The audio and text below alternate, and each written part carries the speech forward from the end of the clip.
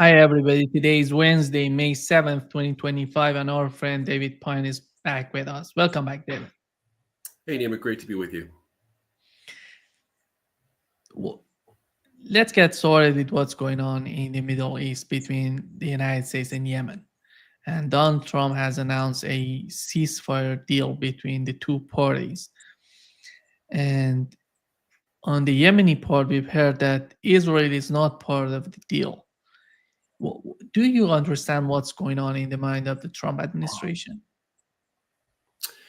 Yeah, President Trump obviously he began this almost 3 month long campaign against the Houthis, bombing, conducting 800 strikes at least against Houthi targets. The Houthis, of course, are the acting government of Yemen, supported by Iran. He did this essentially to preempt their threatened strikes against Red Sea shipping, because they had stated that in the event Israel were to breach the ceasefire agreement that Trump negotiated the day before he was inaugurated, then and reinvade Gaza, then they would likely resume their strikes. And this campaign, while it succeeded in degrading Houthi forces to some extent, it was really, didn't accomplish much. In fact, Trump boasted that the Houthis were capitulating yesterday, and that's why he agreed to the ceasefire. But in fact, the Houthis did not capitulate. They only agreed to stop attacking U.S. shipping. They did not make any promises in regards to international shipping, so they can continue, striking international shipping at will. They can continue responding to Israeli strikes at will. I think this was a defeat, and it was a defeat that President Trump has spun as a victory. And David, when it comes to the Trump administration, we had Mike Waltz being fired, and Washington Post wrote a report on that, saying that behind the scene he was somehow pushing for a direct war with Iran. How do you find Donald Trump and the way that he's trying to manage the situation within the administration? Do you find the main reason behind what has happened to Mike Waltz was the case of Iran or something else? Yeah, that's a great question. I warned about President Trump hiring neoconservatives to his administration, because that's what, back in November, because that's what sabotaged and defeated his foreign policy initiatives in his first term. And thankfully, this term, it's not dominated. His cabinet isn't totally dominated by neocons as it was in the first term. So he has been able to push some of his initiatives, but it really was self-defeating. And his decision to appoint Mike Waltz, Mike Waltz was a diehard, pro-Ukraine war pick that essentially said that he thought Biden wasn't doing enough, that we needed to send more arms to Ukraine, and of course we needed to obliterate Iran. Essentially, those were his words. And it does seem that it wasn't Signalgate that was the reason for his firing as national security advisor last week, but rather it was his colluding with Israeli Prime Minister Benjamin Netanyahu behind Trump's back, and then essentially parroting whatever Netanyahu told him to do in terms of pushing Trump to initiate this bombing campaign together with Israel, which would very much be against U.S. national security interests. Why is that against the U.S. national security interests?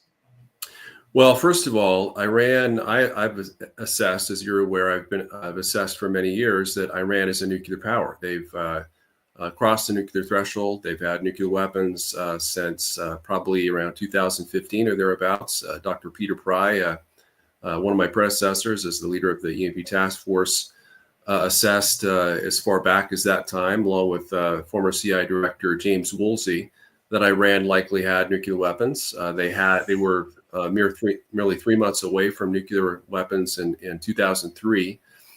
They've had an ICBM program since 2005. In 2020 they proved they had ICBM capabilities with their successful launch of multiple satellites, 4 satellites to date. And so, the lesson here is that nuclear deterrence works. There's no case in history since, of course, the U.S. nuclear aggression against Japan in 1945 that a country has used nuclear weapons or has not been deterred from using their nuclear weapons against the U.S. or its allies. And so the idea that if Iran were to have, a handful of nuclear weapons, perhaps half a dozen, that they wouldn't be deterred by Israel's 400 nuclear weapons or America's 2,000 nuclear weapons, it's really ludicrous, and it's essentially Israeli propaganda. So my point is, there's no reason that the U.S. should be even considering bombing Iran at this time. Certainly, it's prudent to have some kind of nuclear deal with Iran in place, and my hope is that Trump's surprise announcement will be an interim nuclear deal with Iran, although there's no way for us to be sure because Trump can sometimes be unpredictable.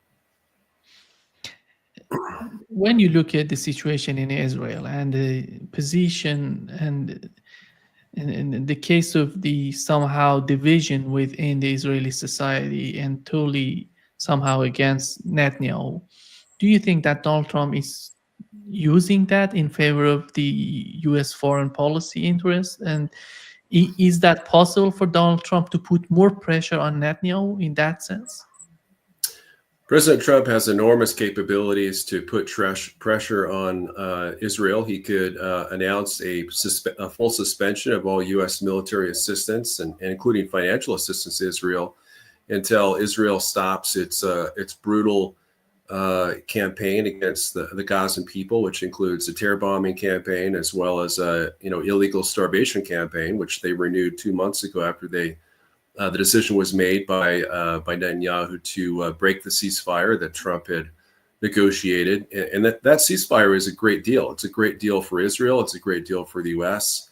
It's a half decent deal for Gaza. Obviously Hamas would have to step out of power, so it's not a great deal for them. But it would ensure the release of all Israeli hostages.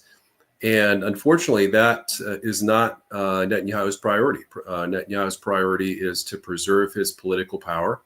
The only way he can do that is to continue the war, because he knows if there's new elections, he would lose in a landslide, and he would be out of power and be fully exposed to corruption charges and likely imprisonment.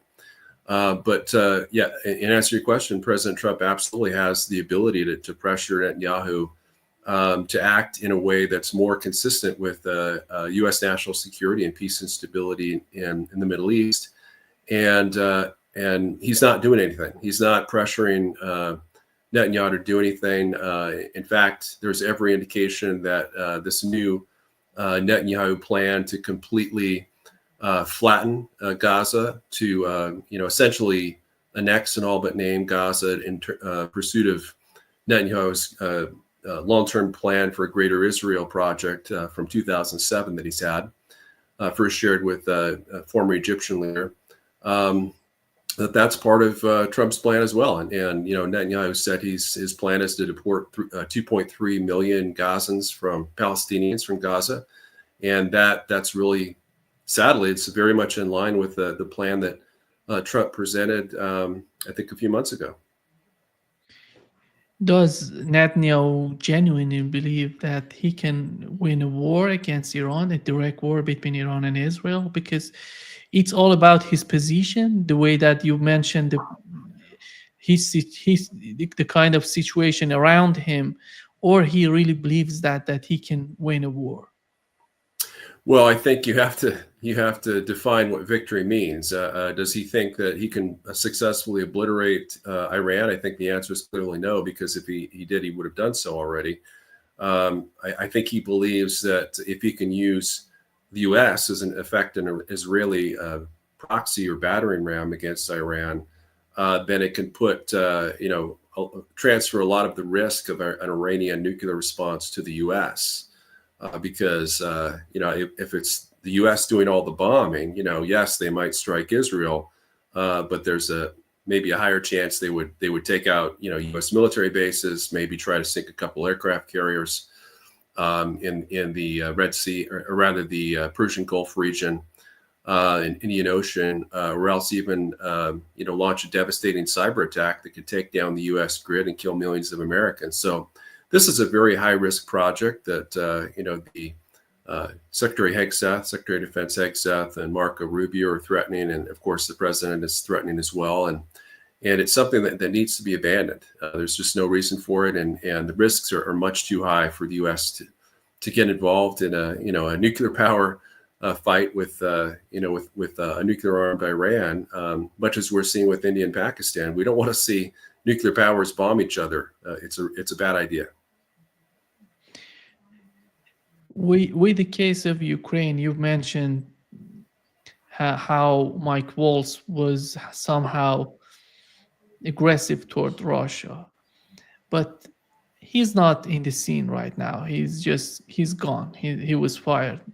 How do you find the situation with the Trump administration? Because later he had an interview on MSNBC. He didn't offer that much, David, about the conflict in Ukraine. And when we hear Keith Kellogg talking about the conflict, here is what he said, by the way, on Fox News. Keith Kellogg. Zelensky survives politically if he allows the Russians to stay in Crimea and allows them to stay in Donetsk and Luhansk. Yeah, well, you actually go back to what happened actually in the Baltics after World War II, where we never recognized the fact, by de jure recognition of the Baltics, that they went to then the Soviet Union. We said that over time things will change, and that's what you kind of tell the Ukrainians. The same thing. When you look at what happened in Germany, the Germans always wanted to unify Germany after World War II. They didn't get it right away, but eventually they got it. So you tell the Ukrainians, look, this is one of those things that's going to be evolving over time. And if you do a ceasefire in place, the ground that you own, the ground that you fought for, that's your ground right now. What happens 5 or 10 years down the line is different. And you don't have to basically freeze everything in place. Right. And we've got that right now. The Ukrainians are willing to do a freeze in place, what I call a ceasefire in place. And then we'll, for a period of time, they're willing to set up a demilitarized zone. What they basically said is, we'll back up 15 kilometers, you back up 15 kilometers to the Russians. So, it gets this 30-kilometer, 18-mile zone that you can actually observe. And you can actually say, okay, are there any intrusions? Do you believe that would be acceptable for Russians? Absolutely not. Kellogg, he's really been the problem all along in terms of, he persuaded President Trump to adopt the Kellogg peace plan as his own back in November. And, the Russians at the time, they said that key elements of the Kellogg plan were unacceptable to them. So it's very unfortunate that President Trump has decided to, continue this Kellogg plan.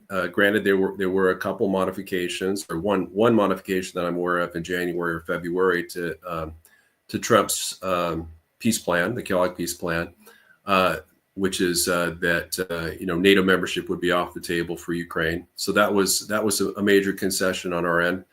But in terms of Ukrainian demilitarization, that was something that the U.S. demanded that Russia drop. During Witkoff's meeting with Putin on April 25th, it was reported that the U.S. demanded that Russia drop its demand for the partial demilitarization of Ukraine, and that is the key. That's the number 3, biggest demand that Russia has. Russia has 3 key demands. One is, kicking NATO out of Ukraine, expelling all NATO troops and bases, and making it permanently neutral. Number 2 is that either the U.S. recognize Russian control of the 4 oblasts of Donetsk, Luhansk, Zaporozhye, and Kherson within their constitutional borders initially, but then Putin graciously offered to drop that demand and do essentially a freeze in place, which would, according to what General Kellogg just said, and that the line of control would be along the current front line. And then lastly, the partial demilitarization of the Ukrainian military under the terms of the Istanbul Agreement, which was initialed by Zelensky's representative, head of Ukrainian delegation, back on March 29th, 2022, after which Putin agreed to withdraw all Russian troops from all of Ukraine's pre-war territory effective April 9th, 2022. Unfortunately, Biden sent Boris Johnson, former UK Prime Minister, to urge Zelensky not to attend the signing ceremony in Istanbul on April 9th. And as a result, we've now seen 2 million Ukrainian estimated casualties, according to the Jamestown Foundation, as opposed to only 295,000 Russian casualties. And so Ukraine has been decimated. The Ukrainian military has been decimated. That amounts to nearly 5% of Ukraine's pre-war population, versus only 0.2% of Russia's pre-war population that they've lost as killed or wounded in this war thus far. And Russia's on the verge of winning. And when you're negotiating an end to a conflict, you have to accommodate the victor in a war. You can't use the defeated power's terms as the basis for negotiations. And I'm afraid that's a mistake that the Trump administration has been making. And of course, they stated on Friday that they've ceased any active participation in trying to mediate an end to the conflict, which is a big defeat for the Trump administration. Do you see Donald Trump meeting with Vladimir Putin in the near future, and how influential that would be if that happens? Well, it's very sad that President Trump has failed to meet with President Putin, because it's now been next month will be 6 years since the two leaders have met. And I think Trump is a tremendous negotiator. He gave a comment today during a press conference just minutes ago, in which he was asked, about Vice President Vance's statement that we think Russia's asking too much in terms of peace terms. And Trump said, when did he say that? He's like, I guess that may be true, but that's something I wasn't aware of. So basically, he implied that he doesn't think Russia's terms are unreasonable. And it's the neocon folks in his administration, like Rubio and previously Waltz, and of course Kellogg, that are kind of the devil whispering in his ear and saying, no, you can't accept that. That's unacceptable for us. That would show weakness. In fact, what's shown weakness is that President Trump capitulated to Ukrainian President Zelensky and signing a minerals deal on Zelensky's terms, taking out all the good parts. Anything that would have benefited the U.S. financially or otherwise was removed, and essentially Trump signed up to a 10-year security agreement with Ukraine, in which we committed to sell arms to Ukraine over a 10-year period, and that's a huge defeat for the U.S. It proves that we're not a true mediator in the conflict. We're continue to be a participant in the war, and sadly, I don't think Trump has any idea for what to do to move forward. There's no grand plan. Trump's supporters are known, as myself included, that for saying that Trump has a plan, trust in the plan. Well, Trump's plan unfortunately failed. He admitted defeat in trying to negotiate a peace deal, and he just doesn't have any path forward for what he wants to do or what he should do. And I provided some great ideas for what he can do to end the conflict. If you were to assess the main factors that so far Donald Trump and the main factors that didn't allow Donald Trump to reach a deal in Ukrainian settlement, is it all about his administration? Is it all about Donald Trump himself, or the way that Europeans are making some sort of obstacles, barriers for Donald Trump? I think it's really all of the above. You have the EU, I call them the EU Politburo leaders. They're almost Soviet-esque in terms of their propagandistic statements, and really refusal to give up, their demands for war against Russia, as well as the neocons in this administration, neocons in Congress. There's been a lot of pressure. President Trump has been under tremendous pressure from the neocons and America's EU partners to kind of follow Zelensky's lead. Let Zelensky be our leader, and and for Trump to be subservient to whatever Zelensky wants to do. And Trump, to his credit, is to a large degree rejected that.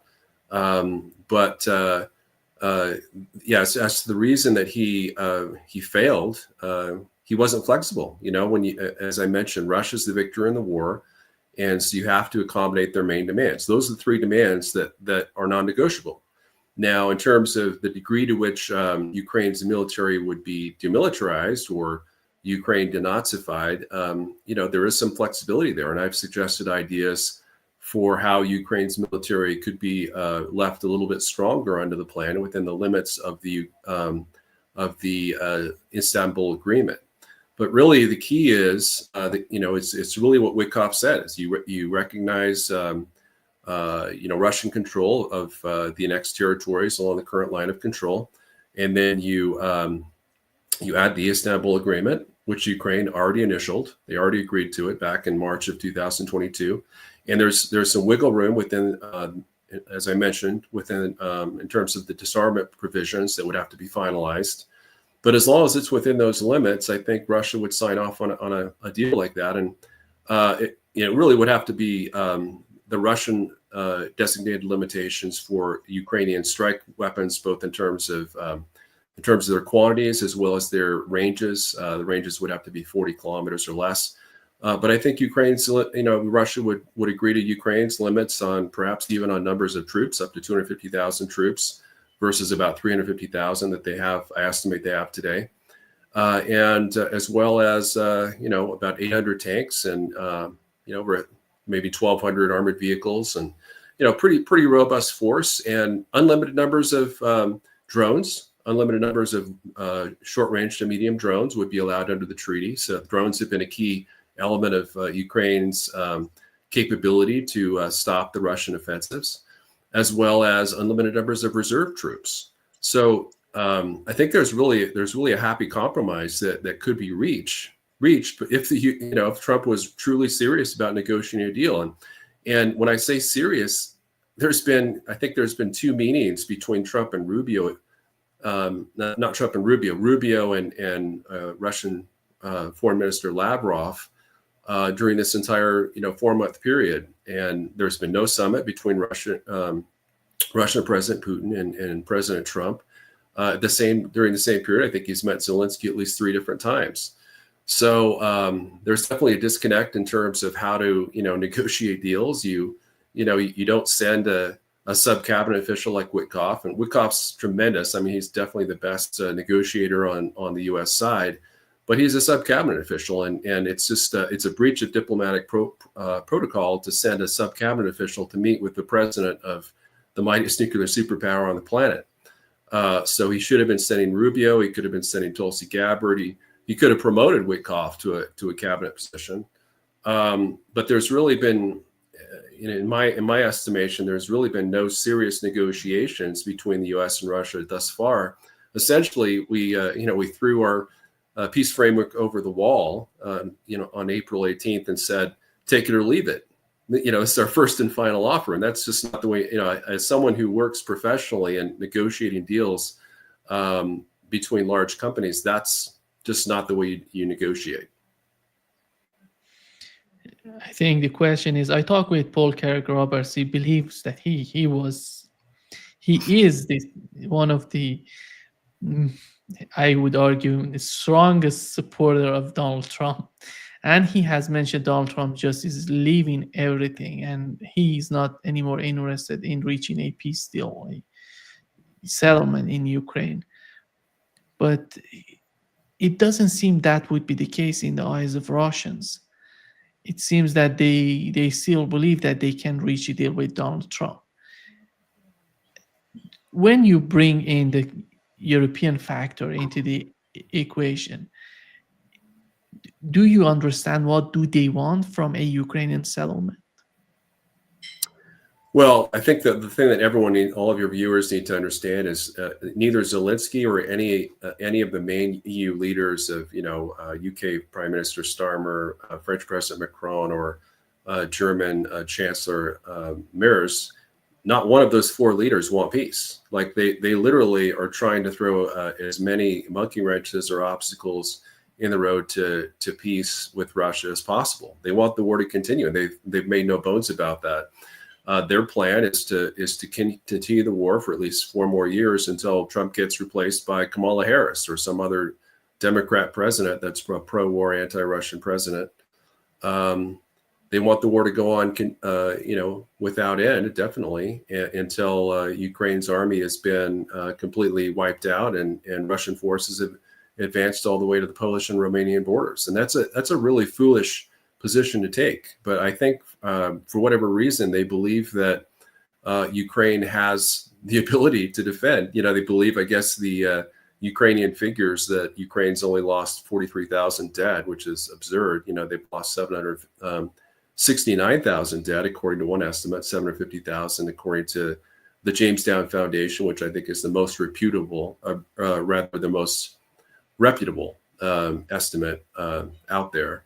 So, but the crazy thing is there's no reason that they would want that, because that simply increases the chances of the breakout of a full direct war between Russia and NATO. That would be World War III. It would escalate to the nuclear level likely within weeks. Either that or a cyber super EMP attack that would destroy NATO entirely, perhaps the entire Western world. And for what? We're fighting over.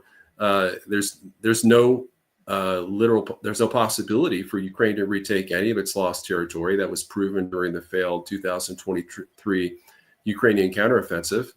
So what, this is all about. This is a war about being fought for, NATO imperialism. Essentially, it's we're refusing to roll back the U.S. liberal empire or NATO out of Ukraine. The U.S. kind of moved into Ukraine militarily in 2021 with the 2 U.S. Ukraine strategic partnership agreements. The last one, of course, was in November 2021. Putin said that was a bridge too far. He gave two final offers to try to avoid war. Biden told him to pound sand, and the rest is history. But there's just no reason. There's no logical, rational reason why it would be in Europe's interest or Ukraine's interest to continue an unwinnable war, which is guaranteed to result in massive more territorial losses and hundreds of thousands more dead on the Ukrainian side.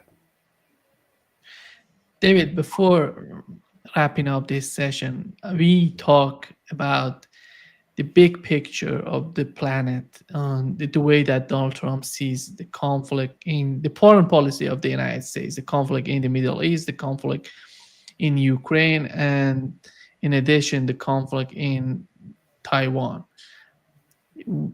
You said that you were somehow optimistic about with Trump's ability to attract Russia toward the United States in order to make some sort of line between Russia and China. Do you still believe that Donald Trump and what he's doing right now is in that direction, or he's not going to achieve anything in that sort? I think if he continues in the direction he's going, that objective is going to fail. I think last week was a pivotal week. It was a very bad week, probably the worst week for Trump's foreign policy objectives that he's had since he was inaugurated, because the mineral deal essentially that just reinforces Zelensky's decision to refuse even the most minimal concessions for peace with Russia. He hasn't made a single concession.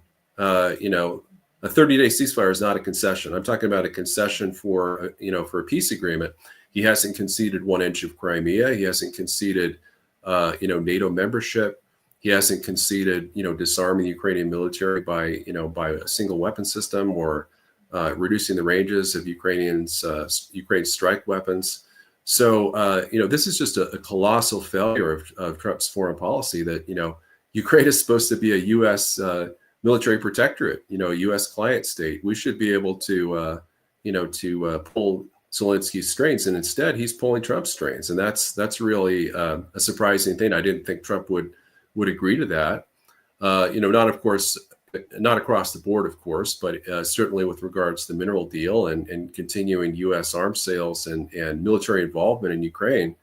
That's something that I feel like senior Trump officials were threatening to end, and that would have been a really great development for peace. I had stated in multiple articles before Trump took office that the key to peace would be his willingness to end all U.S. arms sales, arms shipments to Ukraine on day one of his presidency, and perhaps even cutting off Starlink access, which is really, we have the ability to force Zelensky to do whatever we want in terms of a reasonably termed peace deal along current Russian terms, with a cutoff of Starlink access, because as Elon Musk has stated, that would result in a collapse of Ukraine's front lines and would enable Russian forces to advance, because it would essentially take out most of Ukraine's drone army. All of their drones that don't have fiber optic cables would be inoperable, essentially, because they wouldn't have GPS access. So unfortunately, I think the brilliant Trump plan to form a lasting and geopolitical partnership with the Russian Federation that would neutralize its military alliance with China is all but dead, unless he changes course and cuts off aid to Ukraine and pulls the U.S. out of the conflict, or else again threatens a cutoff of Starlink access to Ukraine to force them to concede to most of Russia's peace terms. Actually, I really didn't understand why did Donald Trump start the war in the Middle East against Yemen in the first place. And right now he has decided he's going to get out of it.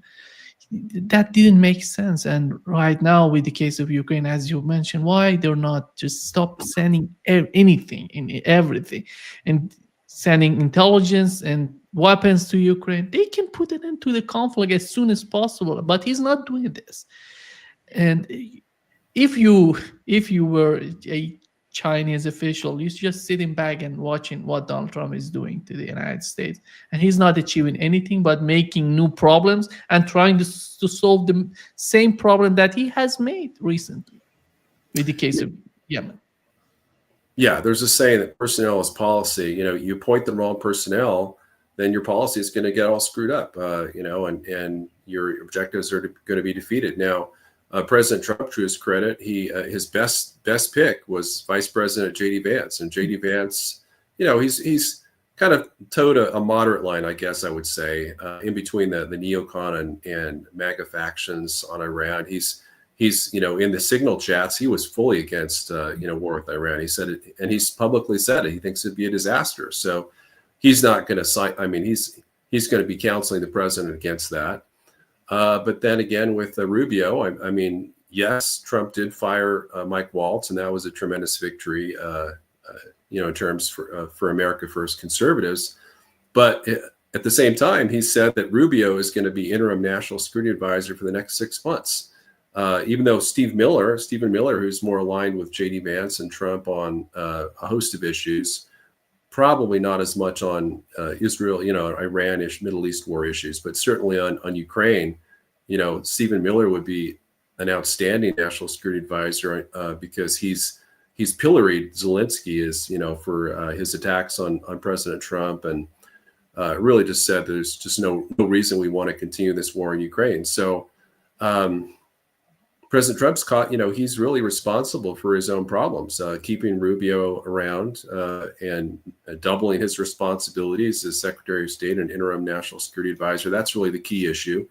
If he were to remove Rubio and replace, him with a kind of an America First conservative like J.D. Vance as Secretary of State and Stephen Miller as national security advisor, I mean, that would tremendously improve the direction of U.S. policy. I think that would provide kind of a united front in terms of getting us out of the war in Ukraine.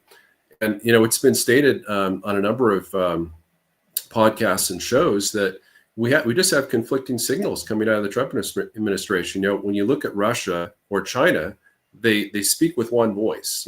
Everyone has the same talking points. And that was the case, I think, in the Biden administration as well. It's probably one of the few things they did pretty well is that they said the same thing. They spoke as whether it's a hive mind or just simply unified voice on foreign policy.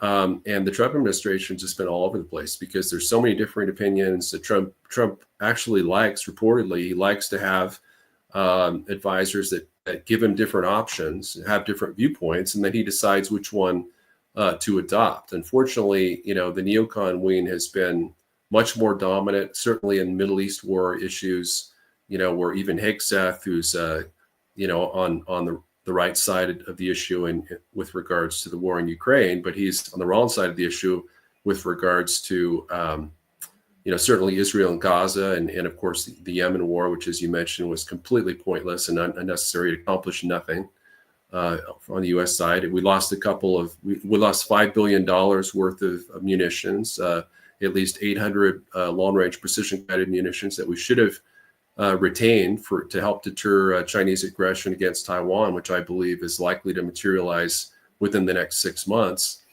And then we lost a couple of F-18s and a couple dozen Predator drones. A couple of F-18s, fell off a U.S. aircraft carrier. I think it was the Carl Vinson, because it was trying to maneuver out of range for incoming Yemeni anti-ship missile strikes, where they have anti-ship missiles that travel at near hypersonic speeds of Mach 4. So, Trump presented this as a victory, saying that the Houthis capitulated, but nothing could be farther from the truth. But it is a very good development, very, very welcome and positive development that there is a ceasefire between the U.S. and the Houthis, because that was a huge problem and just a huge mistake, as you mentioned. I'm glad that war's ended. I'm hopeful that it stays ended and it doesn't resume anytime soon. Yeah, you've raised a very important point, David, that is the unity within the administration that we've been witnessing in the Biden administration, but that isn't the case for the Trump administration. I think that shows why the European countries were somehow successful in manipulating the situation with the case of Ukraine. And do you think that is contributing to the ability of Europeans to play around with the United States and its policy in Ukraine? Yeah, you're absolutely right. It is the main reason why Trump has been able to be manipulated and outsmarted essentially by Zelensky and his nefarious EU partners that are trying to pursue anti-American foreign policy objectives.